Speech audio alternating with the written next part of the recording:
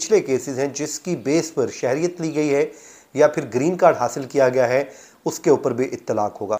अस्सलाम वालेकुम दोस्तों, मैं फ़याज़ महमूद हूं और हम बात कर रहे हैं अमेरिका में ग्रीन कार्ड की और उसके अलावा during the tenure of president Trump उसमें बदलते हुए रूल्स की, क्योंकि हर रोज़ इसमें कुछ न कुछ नई तब्दीलियाँ आ रही हैं, नई वार्निंग्स आ रही हैं। लेकिन अब की बार जो वार्निंग दी गई है वो उसका इत्तलाक न सिर्फ मौजूदा नए केसेस पे होगा बल्कि आने वाले दिनों में जो पिछले केसेस हैं जिसकी बेस पर शहरियत ली गई है या फिर ग्रीन कार्ड हासिल किया गया है, उसके ऊपर भी इत्तलाक होगा। ठीक है, वो ज़रूर एक लेंथी प्रोसेस होगा लेकिन वो नामुमकिन नहीं है।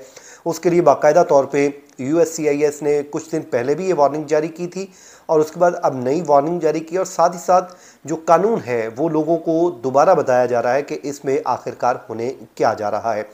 हम बात कर रहे हैं अमेरिका में सेटल होने के 2-3 ही तरीके हैं। उसमें से एक तरीका जो है वो बेस्ट वे जो समझा जाता है वो शादी का है कि किसी भी US सिटीज़न से शादी की जाए और उसके बाद उसी की बुनियाद पर ग्रीन कार्ड का हसूल मुमकिन बनाया जाए, और साथ ही साथ जैसे ही शादी हो जाए तो शादी के बाद फिर उसमें जो है वो फैसला कर लिया जाए कि उसने नेशनलिटी लेनी है, जो भी प्रोसेस है उसको फॉलो किया जाए।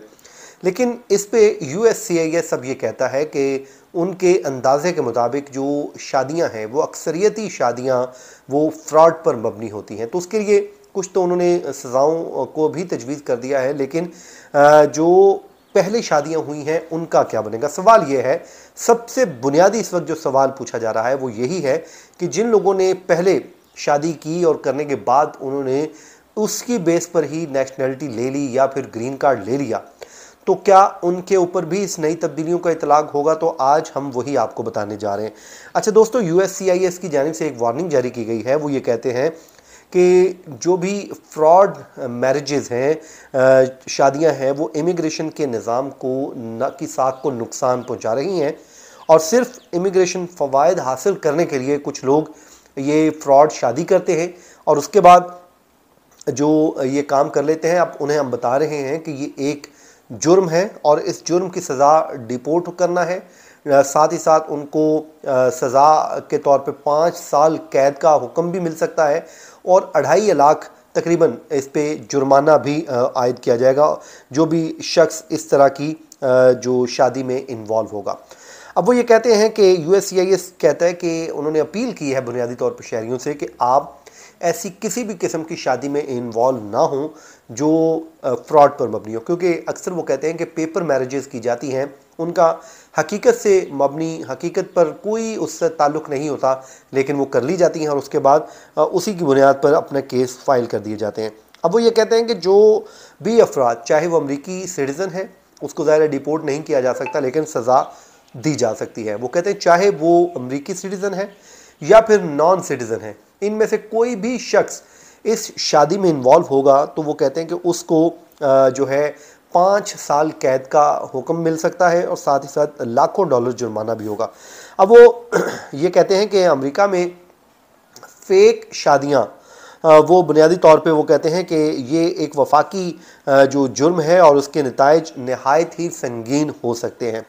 अमरीकी कानून की जो सेक्शन 1325C वो ये कहती है कि जो कोई भी इमिग्रेशन कवानीन से बचने के लिए जानबूझकर फेक या फिर फ्रॉड पर मबनी शादी करता है तो उसे 5 साल तक कैद, 2.5 लाख डॉलर जुर्माना या फिर दोनों सजाएं हो सकती हैं। अब कुछ लोगों को वो डिपोर्ट भी करेंगे। वो कहते हैं कि डिपोर्ट हम ज़रूर करेंगे लेकिन पहले आपको सज़ा भुगतना होगी, इतनी आपको डॉलर पे करना होगा, उसके बाद फिर हम आपको डिपोर्ट कर देंगे।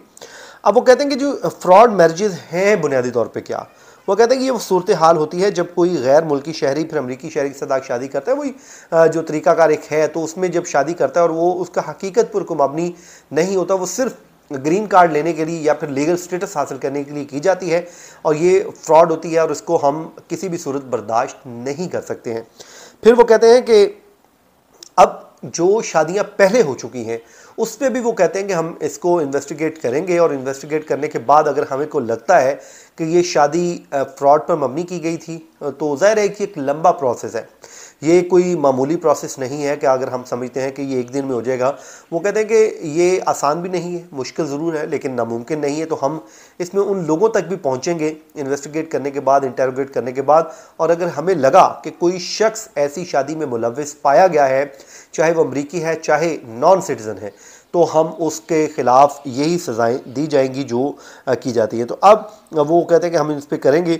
अब क्योंकि ग्रीन कार्ड बनने के होल्डर होने के कुछ फ़ायदे हैं, वो मतलब आपको एक आज़ादाना नकलो हरकत का एक मिल जाता है, फिर आप बैरून मुल्क सफ़र कर सकते हैं, मुकम्मल वापसी की आपको इजाज़त होती है, कानूनी तौर पर आप रोज़गार की इजाज़त मिल जाती है, बैंक अकाउंट, सरकारी इमारत और कारोबार तक आपको रसाई हासिल हो जाती है। तो ये तमाम तर चीज़ों के हसूल को मुमकिन बनाने के लिए वो कहते हैं फ्रॉड किया जा रहा है, तो अब हम इसकी इजाज़त नहीं देंगे। तो ट्रंप इंतज़ामिया ने जब से संभाला है इक़्तिदार, वो कहते हैं कि जी हम नहीं करने देंगे। तो अब इसका आसान सा मतलब है कि अगर ग्रीन कार्ड आपने फ्रॉड शादी के लिए के ज़रिए लिया, तो उसके बदले में आपको 5 साल सज़ा होगी।